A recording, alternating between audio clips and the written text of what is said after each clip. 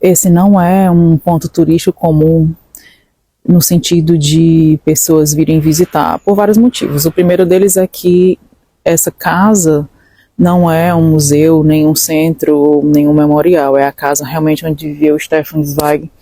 Então, só passa por aqui os curiosos que, como eu, gostaram da literatura dele, dos livros dele.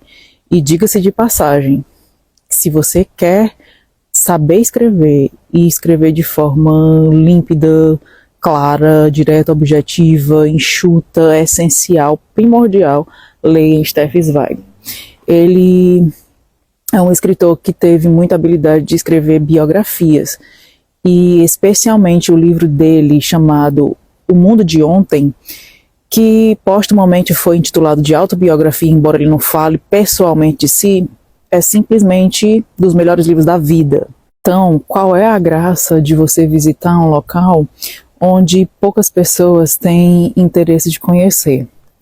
Bom, é a mesma coisa que eu falei sobre os cemitérios quando estava em Edimburgo, na Escócia, que por sinal vou visitar o cemitério daqui de Salzburgo também, porque era um local em que Stefan Zweig visitava muito, porque ele achava a atmosfera muito contemplativa. Mas voltando aqui à casa dele, isso muito me interessou estar presente aqui no lugar onde ele morou, porque naquele livro, O Mundo de Ontem, que foi intitulado como autobiografia dele, embora ele fale mais dos fatos históricos do que propriamente da vida em si, porque depois de você passar dias, meses, fazendo uma leitura, mergulhando na mente daquela pessoa, especialmente quando o livro é escrito em primeira pessoa, está no lugar onde ele viveu, captar a atmosfera que fez ele escrever daquela forma. Agora tem um detalhe muito interessante. Stefan Zweig não escreveu O Mundo de Ontem aqui na Áustria. Ele escreveu o seu último livro no Brasil. Sim, porque ele morou mais ou menos 2 anos em Petrópolis, ali no começo da década de 40. Ora, e falando da década de 40, a gente já relaciona e mais ou menos entende por que ele foi parar no Brasil. Ele foi parar no Brasil fugindo da Segunda Guerra Mundial, porque ele era judeu, ele era de uma família judia muito rica daqui da Áustria. E no livro dele, que é intitulado de O Mundo de Ontem e depois foi chamado de autobiografia, ele fala justamente dos fatos que estavam acontecendo na sua época, justificando desde a sua infância até o seu refúgio no Brasil, para comparar esse período que ele viveu de forma tão brilhante do período monárquico aqui na Áustria, para a mudança da monarquia para a república, o que aconteceu mais ou menos em 1918. Então, em 1918, quando a Áustria deixou de ser monarquia e passou a ser uma república, Stefan Zweig fala que todo aquele mundo que ele viveu de brilhantismo, de arte, de cultura, que foi construído durante muitos séculos no seu país, havia sido destruído. Mas isso não é especificamente uma crítica pura e deliberada à república. Não, não é isso. Mas especialmente ao período de guerras.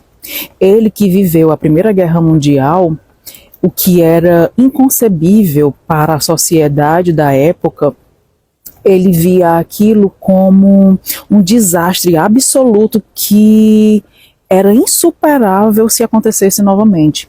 E foi isso justamente que ele percebeu, que aquele clima de guerra estava se aproximando novamente, embora os amigos dele, que por sinal eram amigos muito conhecidos da sociedade artística da época, como por exemplo, Stefan Zweig era amigo pessoal e íntimo de Freud, de Rainer Maria Rilke, por quem ele tinha assim uma verdadeira veneração, e Thomas Mann. Ele tinha amizade com muitos escritores, com muitos artistas, com músicos da época que até então não eram tão conhecidos, mas que ele já via potencial. Então, quando foi se aproximando daquele período entre guerras para se aproximar da Segunda Guerra Mundial, ele ficou extremamente deprimido. Tendo ficado extremamente deprimido, ele começou a dar prenúncios de que outra guerra estaria por vir, e esses seus amigos muito próximos, os artistas aos quais eu me referi agora há pouco, não acreditavam que aquilo ali pudesse acontecer novamente, mas ele sim. E ele então resolveu se mudar, mas ele resolveu se mudar à base de muita tristeza, especialmente depois do episódio que aconteceu lá naquela casa do meu primeiro vídeo, porque os alemães invadiram aquela casa. E tendo invadido aquela casa, ele sabia que do outro lado da montanha, porque de lá dá para ver os Alpes austríacos, ele conseguia ver Nuremberg. E vendo Nuremberg na Alemanha, ele sentia um pavor imenso de saber que naquela cidade morava aquela pessoa, que eu acho que se pronunciar aqui o meu vídeo será derrubado.